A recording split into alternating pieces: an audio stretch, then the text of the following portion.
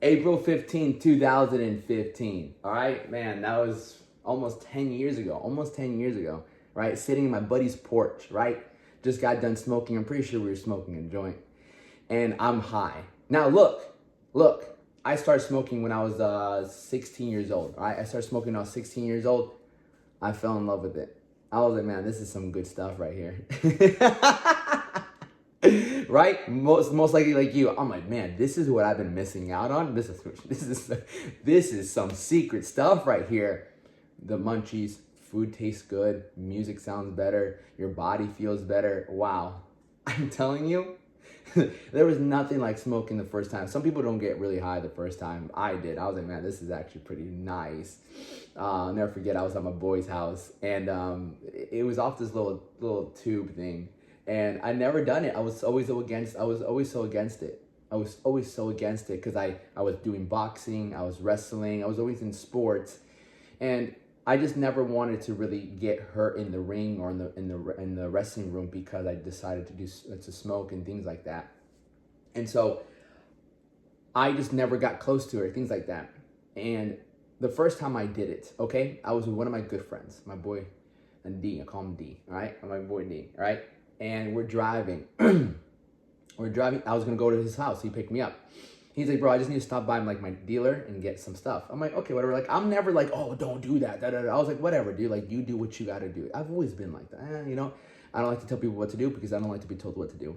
And as we're going and he's picking it up from his dealer, I look over and his dealer's one of my boys. His name is Ryan.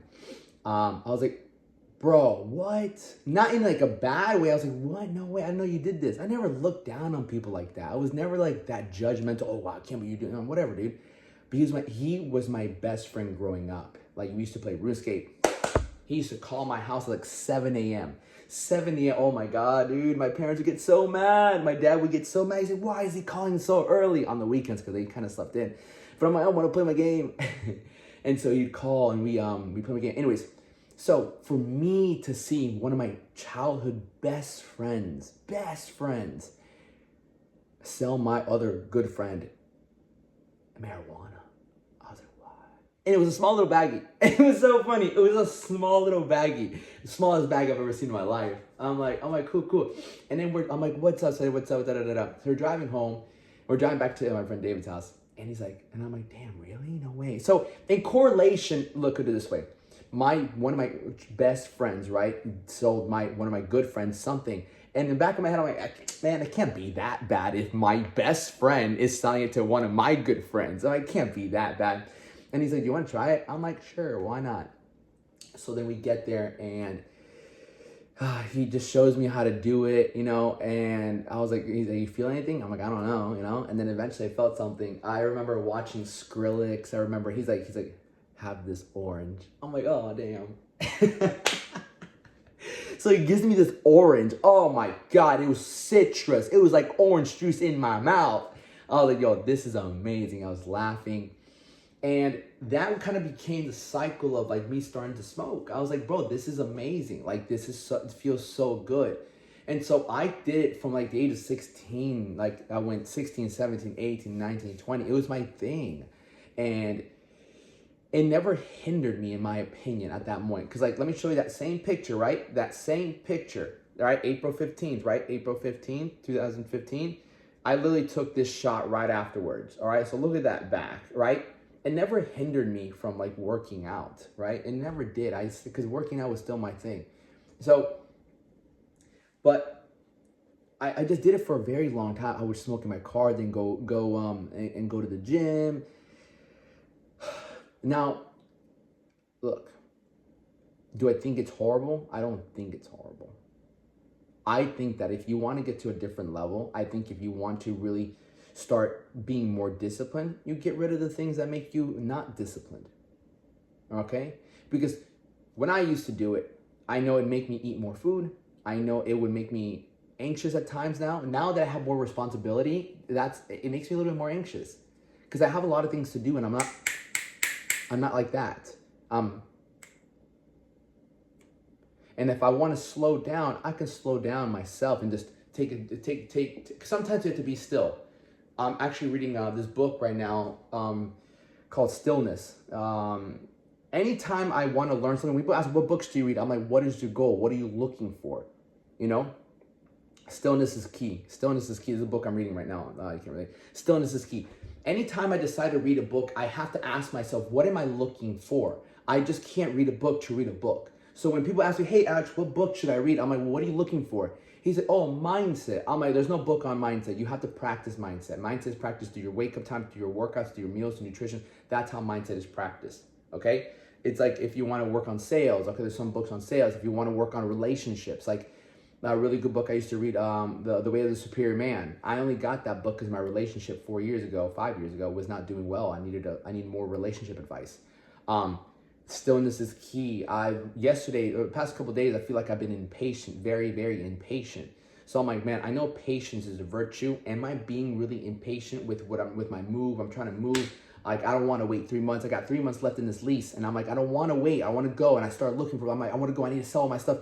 And that's when I started realizing the voice in my head, like God kind of speaking to me like, yo, you're being impatient. You're being impatient. And so that's when I realized I'm like, I need to read a book on like something like that. Like, you know, and it's Ryan Holiday, really good man, who wrote the book, The Obstacle Was the Way, who wrote the book, Courage is Calling. I have two of his books right here, actually. Like this one, Courage is Calling. I have another of his book called The Obstacle Was the Way. It's very stoic. It's very, very stoic. And so I started researching and realizing that I also looked up on YouTube, like, you know, patience. I just typed in patience and like something about Buddhism showed up. But ultimately, like, when I look for books, I look for reasons. I would look for like, what is going on in my life right now? What do I need help with the most? Don't just read books to read books. You know, if you want to get better at to talk, there's a book I have called 92 Little Tricks to Build Better Relationships. I wanted to learn how to talk to people better, so I read that book. How to win friends and influence people. How to win friends and influence people. Like, I read that book because I wanted to get better at talking to people. So anytime you're reading a book, you know, like really, really think about what am I looking for? What answers am I looking for? Books have answers. Don't just read to read, because that can also just mean that you're not wasting time, but you could be reading the wrong thing that you don't need at the moment. There's certain things you need at the moment, right? So anyways, back to smoking. Look, at the end of the day, you have to really ask yourself and be honest. Okay, look, like if I keep questioning, should I keep smoking? Should I stop smoking? There's always that part of you that thinks that, yeah, I should stop smoking for a bit. Like, it's not going to make your life worse. You get that, right? Being sober does not make your life worse. It makes your life better. Does it make it harder? Yes and no. Because it forces you to face your problems without a sense of like, like, oh my God, that feeling of like, oh, you know, from substances. Like, you get that after you drink your first beer or your first sip of beer. I remember drinking it. Oh, man, it feels so good. You know? Same thing with smoking. You're just smoking, you're like, and like all you're doing is breathing.